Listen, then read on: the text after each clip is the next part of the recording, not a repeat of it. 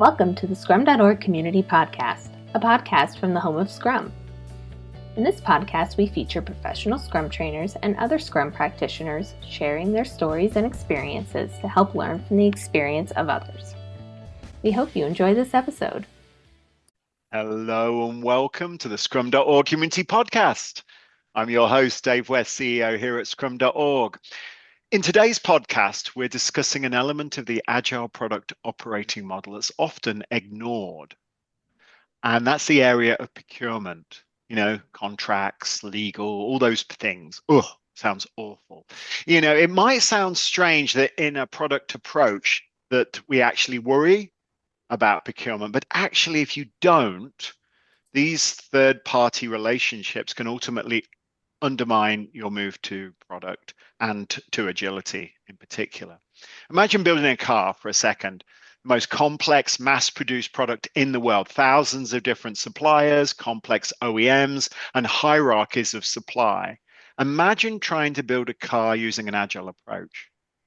Ultimately, if you do not include procurement in that process, you're going to never get to agile. You're probably going to never manage to change anything, and it's going to be a complete mess, and you'll get fired. Of course, most organizations, you're not building something as complex as a car. There's the supplier ecosystem is much simpler. But let's look at the Scrum.org website for a moment. When we moved to the new platform, we moved to Drupal. We changed how we worked. On the website, we worked with suppliers around the development. We had to increase our development capacity to do it. We have a CRM vendor. We use Salesforce Marketing Cloud and all that. We also, of course, have Amazon and stuff like that for the hosting. And actually, we have a number of third parties around assessments, etc. Now, we wanted to move to that in a very agile way, incrementally move our website. It was really hard to work with these third parties. They were like, no, we need to know exactly what you want at the start. So it wasn't easy. So I'm not sure we did a particularly good job, actually, to be honest. We had some big challenges along the way. So because of that, we are fortunate today to have two experts in the discipline or in the field of Lean Agile Procurement. And that is Mirko Kleiner, president of the Lean Agile Procurement Alliance, and author of probably the pivotal book in this space, which is Lean Agile Procurement. If you've not read it, I suggest you do. And Simon Reindl, a professional Scrum trainer, been on this podcast before, author, consultant, coach. He's also a Lean Agile Procurement trainer and board member. Welcome to the podcast, Mirko and Simon. Thanks for having us. Thank you, Dave. Pleasure to be here. Yeah, it's great to have you. I know that it's all a bit of a complicated, interrelated, cross-disciplinary field here. So I guess that our listeners would want to start at the very beginning to sort of set the scene. And maybe we start with you, Mirko. Talk a little bit about the state of Agile and procurement. They seem like they're not the happiest of bedfellows. Well, actually, it's sad but true. The demand for agility or more agility in procurement has never been bigger than today. But one of the reasons we are here, we want to spread the word. There is an answer, to become more agile, more adaptive. Even in procurement and other commercial roles. I think, so we are still at the very beginning of the innovation bell curve, so to say. Our little movement is already 9 years old, and we have fantastic success stories in almost all industries, public, private sector, very regulated, pharma, for example, industry, banking, sourcing far beyond software and, services, what we are used to in the Agile community, for example, sourcing new trains for the government, or nowadays defense is a huge topic, right? The challenge that procurement is facing is similar to where the Agile movement has been 20 years ago, so to say, because back then, software came up or was more and more, a thing, and everybody was like treating the software development process, in a sense that we know exactly what we want. Today we know we don't know. We have to see it, right? It's assumptions, it's hypotheses. Now, procurement, to oversimplify, works the same way till today. Their main assumption is that they can specify what they're gonna buy. And that's already part of the big tragedy. If you're just looking for toilet paper for your company, that's still fine. But if you're looking for the next CRM for Scrum.org or any other service where you have an opinion, but you don't know what are the possibilities, especially nowadays with AI and all this, fast evolving products and services, you might look for a different approach, a more collaborative approach, similar to what we are doing in agile teams. The second, and we might deep dive into that later in the podcast, is the assumption that somebody buys for us. Let's stay with the analogy of software development 20 years ago. There was a quality assurance department who ensured quality for us software developers, right? And it's as wrong as that somebody else is buying for us, if you think about it. So if you think DevOps as a concept or your APOM model fast forward, I think there is the ambition that future agile teams or product teams, whatever you want to call them, micro enterprises, that they are owning the whole product, including the commercial side of the product, managing, evaluating, managing, laying off their third party. So, Simon, did I miss something? Yeah, Simon, do you want to add a little bit from your perspective? Because you're out there in the field doing this, trying to help these well, you both are, but Simon, you're sort of bringing in professional Scrum and combining it. What excited me when Mirko and I met at a conference and is describing the whole procurement process, the number of times my teams or my clients had been stymied by a classic predictive contract. So they're trying to work in an agile, iterative, incremental, empirical way. And all of a sudden, the contract is written in the classic predictive model based on phase gates, milestones, all that cool stuff. Now, that's great if we're in the world of the clear or the complicated. You're working in Scrum. We know that it's really important that we are clear that we don't know exactly what we're doing all the way through the life cycle of our product, because we want to run experiments and learn and evaluate and iterate. Well, how is my partner going to get paid if we don't have that milestone that all the requirements are signed off? And that's a payment milestone. And in large companies, we could be talking millions, tens of millions of dollars, pounds, francs, euro. And so you then end up with this commercial conflict. That's the first one. And the second one I've run into too many times, procurement was focused purely on the lowest cost. And so when the bids were put out, people would bid, but they'd bury in the contract that a change request was worth a load of money. And so they'd sign off the requirements, and then you'd get into this really quite toxic discussion. Is that a bug? No, that's a change request, because it's the only way that the supplier could recoup the actual cost of the development. And so what we're aiming to do is be open, clear, transparent, and build a trust-based win-win relationship so that we won't have an us and them approach. We start building an ecosystem of trusted suppliers.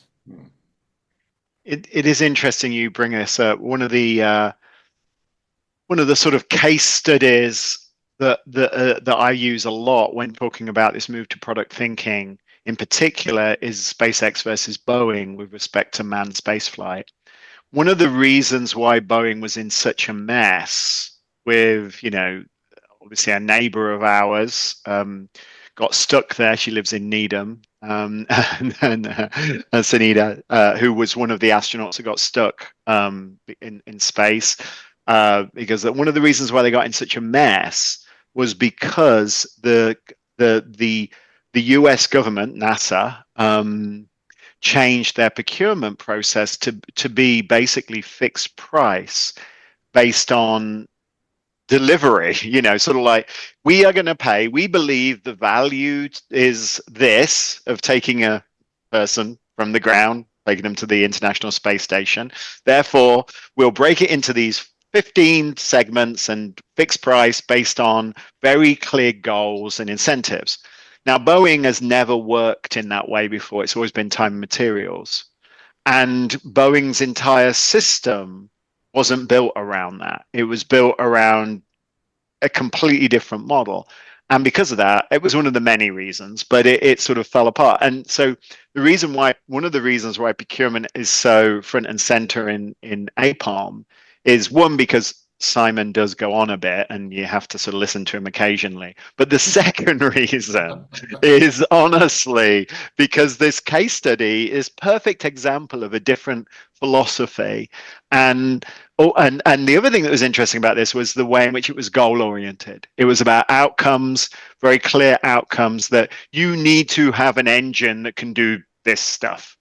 Because that's, surprisingly, rocket science isn't actually as complex as we think it is. It's been around for a while, right? So they broke it down on that. So I think, it's clear that if we don't work in a different way with suppliers and don't build contracts that allow win-win, then you end up in a bit of a mess. But so let's, Simon, tell me a little bit about, the agile product operating model and products and how that sort of fits in, because I can see if you go into procurement and say, we're going to change procurement. So you're coming in from that angle, revolutionizing procurement, getting wins, a bit like 18F did with the government in the US and which has actually been got rid of now, but that's another thing. But how does it fit in with this agile product operating model, which very much comes from business and technology, grouping capabilities around outcomes and building teams and teams of teams around products? How does it fit there?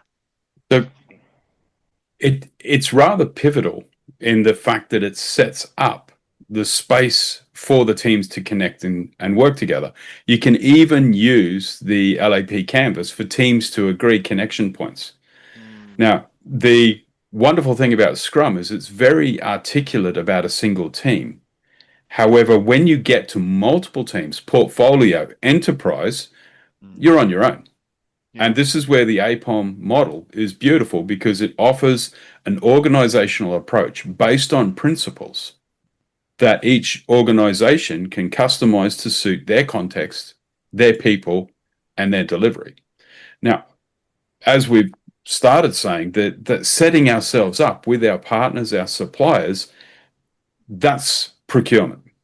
And so if it's straightforward materials, the procurement departments have mastered straightforward procurement, and you've got AI models to boost and help you. So if you're after staplers, computers, kit, not a problem. The procurement teams have solved that one. When we're entering the world of complexity, we really need to start applying agile principles to our procurement approach. So we then bring in a procurement expert, a legal expert, a governance expert, as well as our product team. Because our product manager and our delivery teams need to have an understanding about costs, the impact on the financial outcomes, as well as establishing a relationship with our partners from the outset that things are going to change. And there's a fascinating observation in this year's State of Agile and Lean Agile Procurement. 40% of all contracts from the respondents were not reviewed after being signed. So if we're working in an agile way, surely we should be adjusting and tweaking our contract, checking that they're the right deliverables, and working out how to sustain that win-win partnership with our long-term suppliers. Because you talking of Boeing, McDonnell Douglas went out of business because they were getting hit from all sides, and one of the most successful fourth generation fighters, if not the most successful fourth generation fighter, was a McDonnell Douglas fighter. And that's the F-18 Hornet, which went through A, B, C, D, E, F Super Hornet models. It's 40 plus years old now, and Boeing have had to pick up support for it. So thinking about the longevity of our product, as good product owners need to do, we need to think about not only bringing it to market, but supporting it while it's in market. And that's what we're trying to do in that true agile way, bringing a cross-functional team together to help support the product delivery and operation. And I think what's interesting, so, I've been obviously, hopefully there's going to be a white paper out soon, listeners. We're working on it. But I've been reading the materials and sort of talking to you about this, Simon. And so one of the interesting things is a lot of organizations, to avoid getting into those dependencies and to avoid working with procurement, build stuff. So a large financial institution that we're not going to mention their name in the Boston area did exactly that. Rather than use a CRM, we'll build our own. And back in the day, rather than have a database management system, we'll build our own. They do that because working with third parties was so difficult in respect to working in a more agile way. If you've got the control and you're doing everything yourself, then it's easy peasy, right? But one of the key tenets of APOM is core versus context. Don't build stuff that that isn't a competitor, that isn't a differentiator, which isn't going to help you, because everything you build, maintain, cost. I mean, it's expensive. Last resort almost. Concentrate on your core. And one thing that makes procurement so much more important to be integrated into the APOM model. But tell me, how do we do it? So you bring in these experts, because let's be frank, I've dealt with some of these procurement people, and I'm sure they're fabulous. I would never want to be their contractor at home. Put it that way. They're like, wow, on a Wednesday. Dave, that's what everyone used to say about developers. Yeah. Oh yeah. Well, yeah. So that is fair. A good one, Simon. Yeah. When Scrum started out, everyone said, "Oh, developers don't talk to people," and every tester's got the heart of a developer in a jar on their desk. And the good old joke about asking a developer's partner asks them to go to the shop and says, go to the shop and get some eggs, and if they've got milk, get 2, and they come back with 2 eggs. And their because partner they goes, had milk. Yes. Well, they had milk, right? It's just like, and the way you're thinking about it, and that level of exactitude is needed in contracts because it's money. We're talking about building this micro enterprise thinking so that everybody understands the balance sheet, the profit and loss, the spend, how are we going to recover it? Being brave enough to say, do you know what? This feature is just draining money. We're going to kill it. Yeah. Google do it all the time. So I hear your concern. Oh, I don't like working with discipline X, but that is the antithesis of Agile. What we're trying to build is cross-functional teams and 0 silos, because we're all people. We all got to eat. Yeah. And so Marco, so how does a team, so I hear you, Simon, I 100% agree, and I was being facetious. I actually quite like talking to these people. They always create a feeling of dread in me afterwards because they know how horrible the world can be, and I tend to be more of an optimistic gentleman. But so I go, how do teams engage with these people, and how do they bring them on? Is it a full-time situation? What does it look like? You've seen it in the wild, to coin a phrase. What does it look like? Yeah, so it's a great question.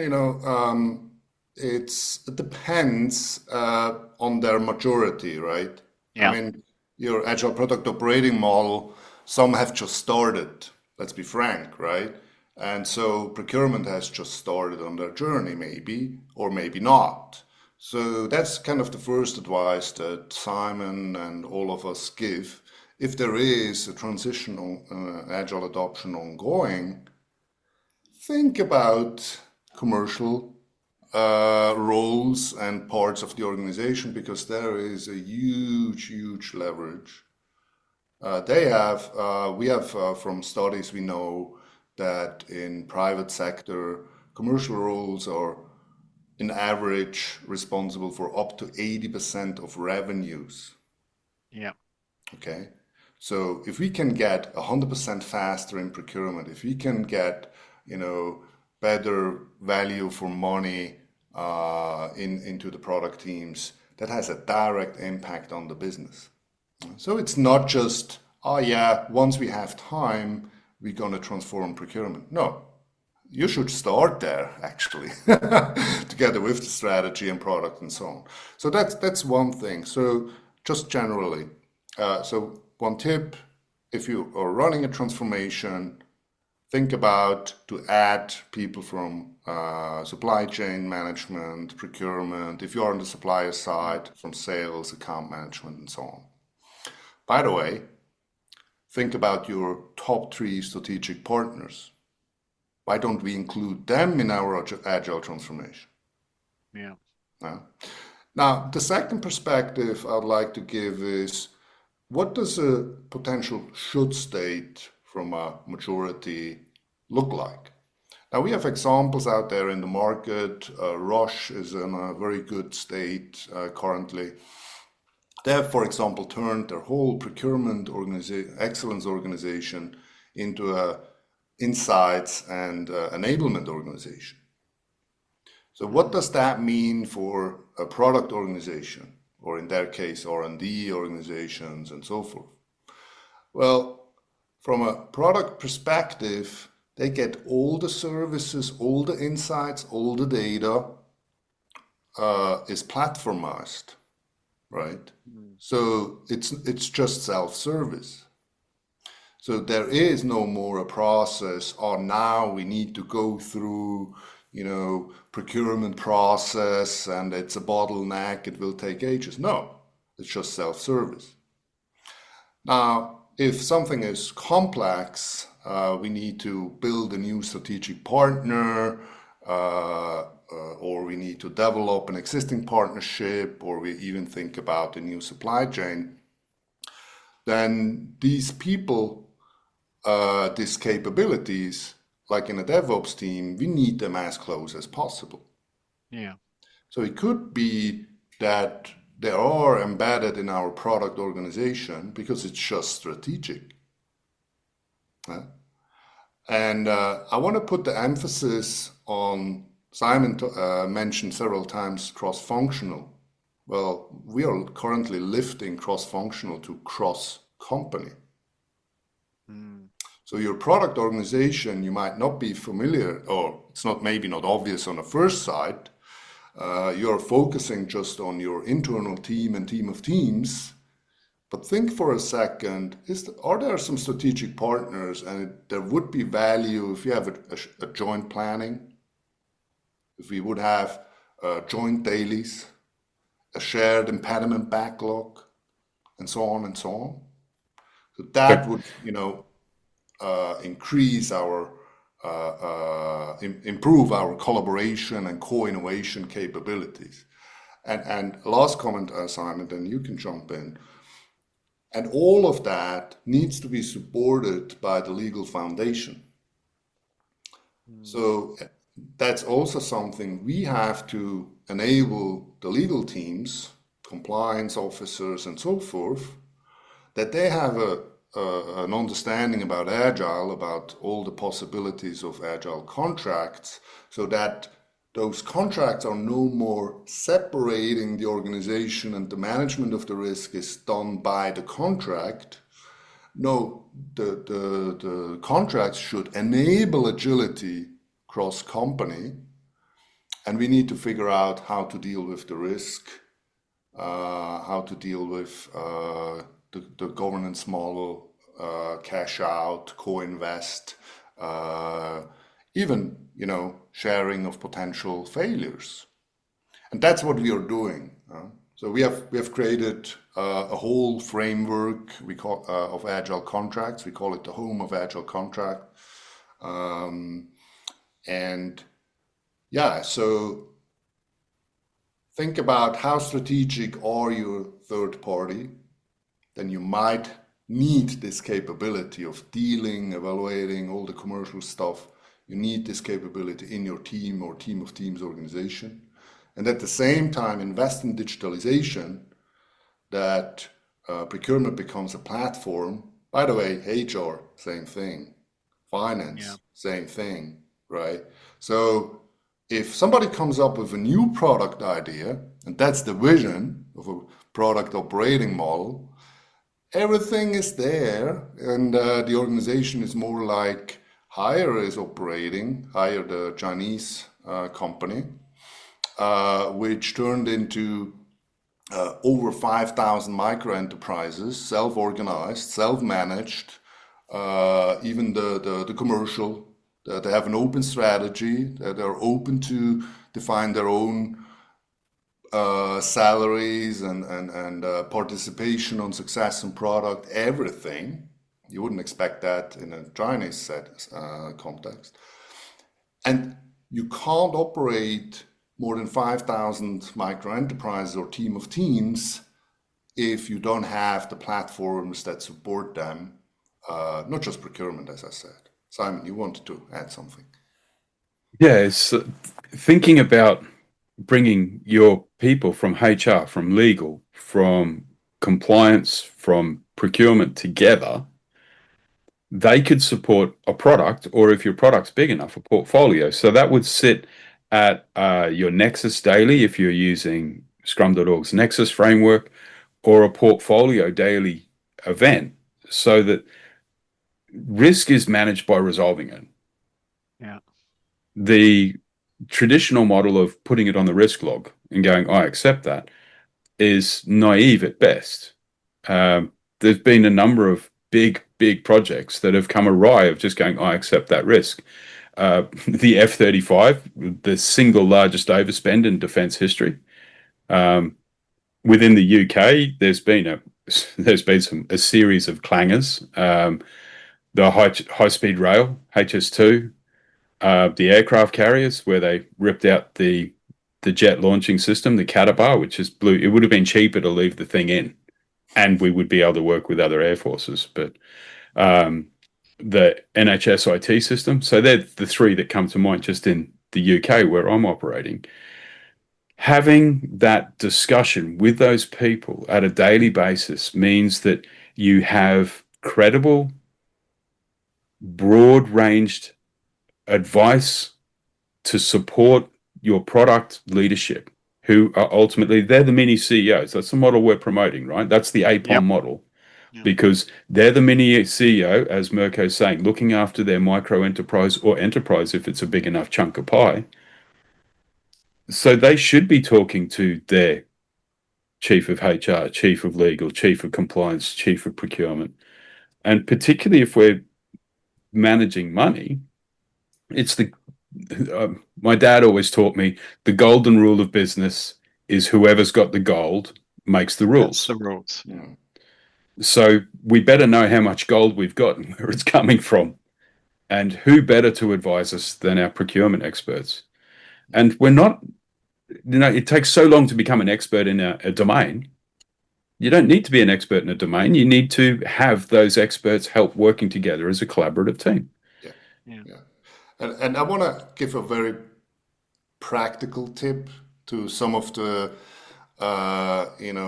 some of the guys in the audience are maybe team members or Scrum Masters, and would be awesome if, these guys are involved in our transformation. So, but what can I do? Well, we often forget the most trivial thing is, if we have something ahead where it's clear we need to go to the market, just walk over in the other department, procurement or whatever is the one, and get them, get in touch with them and say, look, it's not yet urgent, but we want to get you involved as early as possible. By the way, we are operating in a completely different way. You might have heard of it. Let's get the conversation started, how we can include you the best, and how can we deal with uncertainty and so forth. Same thing, by the way, for lawyers.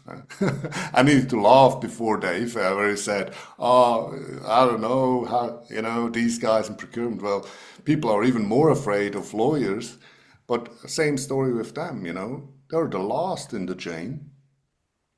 And governance and Everything needs to be compliance. done. Everything needs to be done yesterday. So in every of the super complex procurements we are involved in, on my second day in the engagement, I'm going to visit with the legal team because they need to know something is coming. It will be completely different. They usually have no clue about agile contracts. So we need to prepare. We need to maybe even enable them along with the project.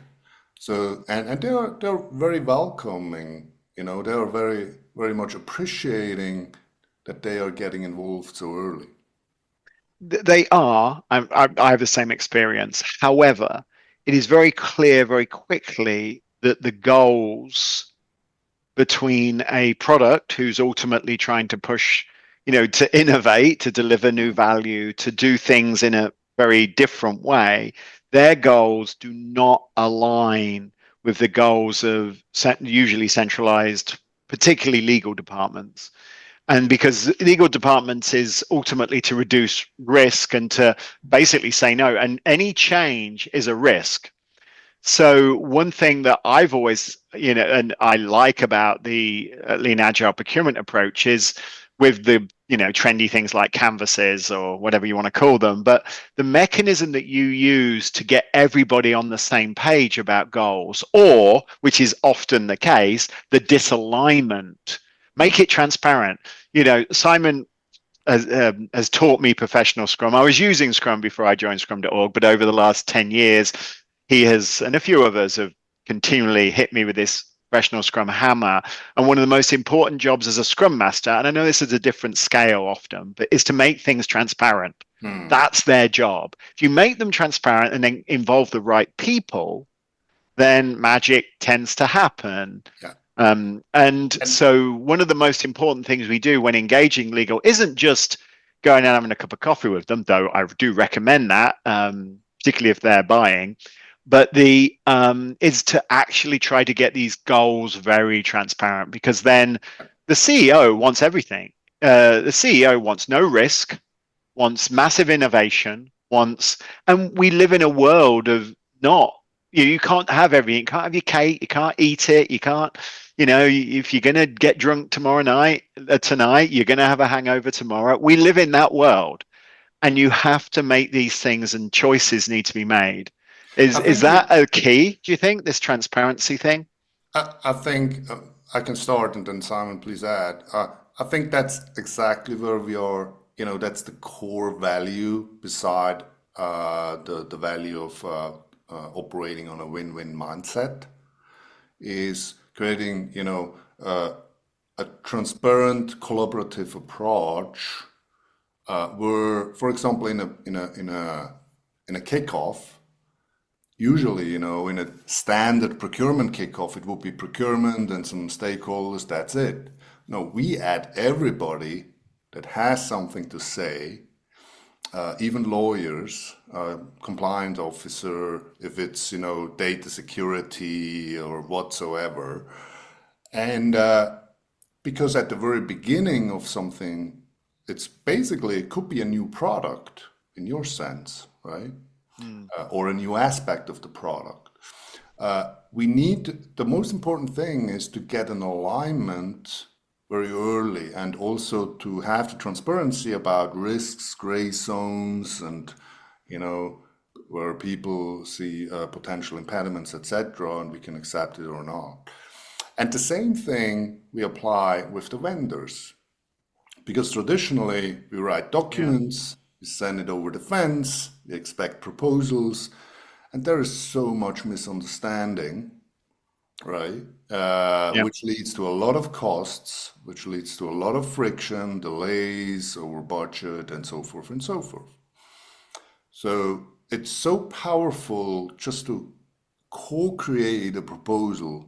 I know we don't go into the details today, but just think about it. You get all the information as a vendor, and maybe there are 3, 4 of your competitors in the same room, and they do the same thing in parallel. And you have the opportunity to talk to real users, to talk to real clients, to talk to the head of platform security. I read here something, I don't get it, please explain, and so forth. So what we are doing is we're testing the collaboration.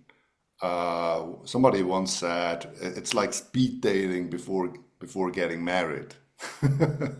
And it's really true, right? Because capabilities, expertise, their products and pricing, that all matters. But as important is, do we like each other? Can we imagine to be on that project for the next 6, 12, whatever months, and then, it's continued by operations and continuous improvement and further development in a product sense. So now it's transparency is at the core. So, Simon? Yeah, I concur and would like to build on what both of you said. And back in the day when we first started doing Scrum, when I first started doing Scrum in the early 2000s, we had a huge pushback from the ops people. They're like, what are you doing? You're releasing again? But you only released 2 to 3 weeks ago. Yeah, we got a little bit more value. And then eventually we got moved to the front of the cab. And this is where the whole DevOps movement came from, because operations learnt to trust, because those cross-functional teams were building a better product. So Andy Spence, a fellow PST, he did this with compliance at a major financial institution, and they worked in a beautifully agile Scrum-based way. And compliance love it when you get engaged with them, because the last thing they need is, we're going live next week, tell us what's wrong. And so, crikey, if you'd come to us, 6 weeks, a month, a year ago, we could have made sure that you were completely compliant. So that early warning is a risk mitigation technique. And when we bring our people together, like particularly in the big room process that we use in Lean Agile Procurement, say we've got 3 potential partners and we're having this discussion in the room, our feedback loop is so short. And because we're transparent, we're hitting all the compliance, anti-corruption, anti-bribery, government checklists, because all the suppliers are hearing the same message simultaneously. Yeah. And depending on how long your procurement process is, let's say it takes you a year to bring in a procurement contract using your traditional procurement process, and we do it in a month, we're saving the better part of 11 months, which is, if we've got a single team, a single Scrum team at 70K a sprint, that's 2 million and 11 months. Yeah.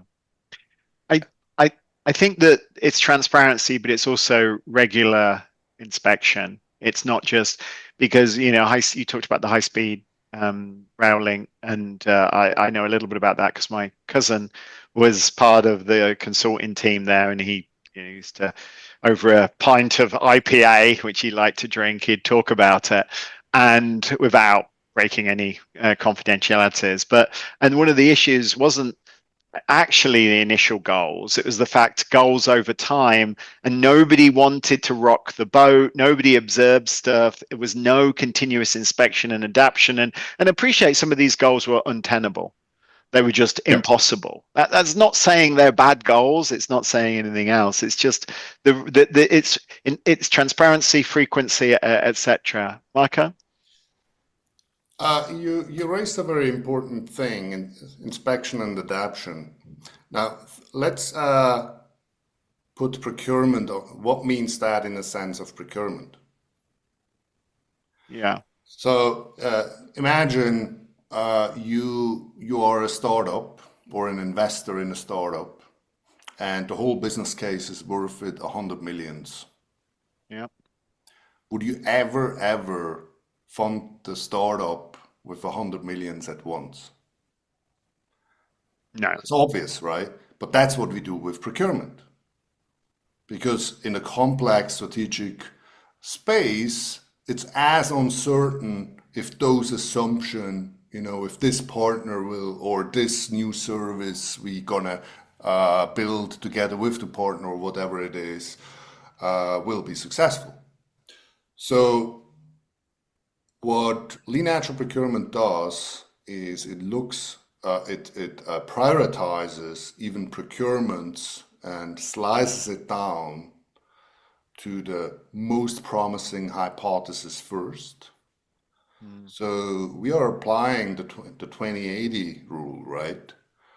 If we can achieve with 20% of the spent budget, 80% of the value, let's just do it. When we want to do it fast, we want to get as fast feedback from the market as possible. And then if we see we are heading in the right direction, we are willing to invest more. So you could also say procurement is more of an investor into the products, and the whole sourcing strategy becomes incremental. Simon? Yeah, to build on what Mirko's saying, this is where using evidence-based management, having clear metrics to measure it and feed into that learning loop, so that as our team ships regularly at either single team, product, or portfolio level, being able to quickly get to the build versus buy decision as quickly as possible, to have a consistent clarity. So it doesn't mean the approach has to be same, but we have a consistent clarity across our organization or our subset. That means that we can then manage our risk and maximize the effectiveness of our organization. I mean, that almost just sums it up. However, I could talk to you gentlemen for hours because there's so many topics that you raise that I'd love to lean into, and your experience is incredible. But we have to come to a close. So, all right, I'm sitting here. The majority of our audience is working in teams, hopefully product teams, fingers crossed, or at least teams. And they're like, oh, okay, so what can they do? One thing, brief, one thing. What can they do? Okay. I think increase the awareness. So if they are new to what we just talked about, visit our website, get yourself, up to speed. What's the value? And then find your role in that. Maybe you don't have a role. Then you just hand it over to somebody you think should know that. If you're a Scrum Master, if you're a product owner, you should know that stuff. Because what I like about your APOM is procurement is no more optional. It's part of it, right? Yeah. So I think that will be my tip. No, Simon? Yes, and you need to do that. Go and talk. Like, everybody's human. Businesses are built by human connection. Find out who is in your procurement team. Find out who's supporting you financially, procurement-wise, compliance-wise, governance-wise. Go and have a chat and say, look, how can we work together to make life easier for all of us? And if you can do it in your organization, treat all your partner organizations in the same way. But start small, start local, just like we did with Scrum 25 years ago. That's great words of wisdom, gentlemen. Well, thank you for taking the time today. I really appreciate it. I know you're busy, though it is the summer, so I've actually hopefully pulled you away from the beach or drinking margaritas by the pool. But thank you for spending the time today, and I know our listeners really appreciate it. Thanks for having us. Thank you. So today, gosh, that was interesting, listeners. We heard about how procurement is a key part of the Agile product operating model. We learned a little bit about how it needs to be embedded in these particularly large product teams that are embarking on innovation and change, and that it's a key aspect of all of the aspects of product development. It needs to be made transparent and inspected and adapted. And apparently these commercial people are actually human beings. Simon did say that a few times. And I have evidence that supports that hypothesis, but there's always a great opportunity in your organization to test it. So talk to them, get them involved, make them part of the solution, not the problem. You know, it's on you if you go to them at the in like day 5,000 of a program and say, "Hey, I've got this thing. Can we release it?" And they go, "Hang on." Get them in earlier, make them part of the solution, and then magic can happen. Thank you for listening today's Scrum.org community podcast. Hopefully you liked what you heard. I certainly learned a few things. Please subscribe, share with friends, and of course, come back and listen to some more. I'm a very lucky man because I get a variety of guests to talk to about everything in the area of professional Scrum, product thinking, and of course, Agile. Thank you, everybody. Scrum on.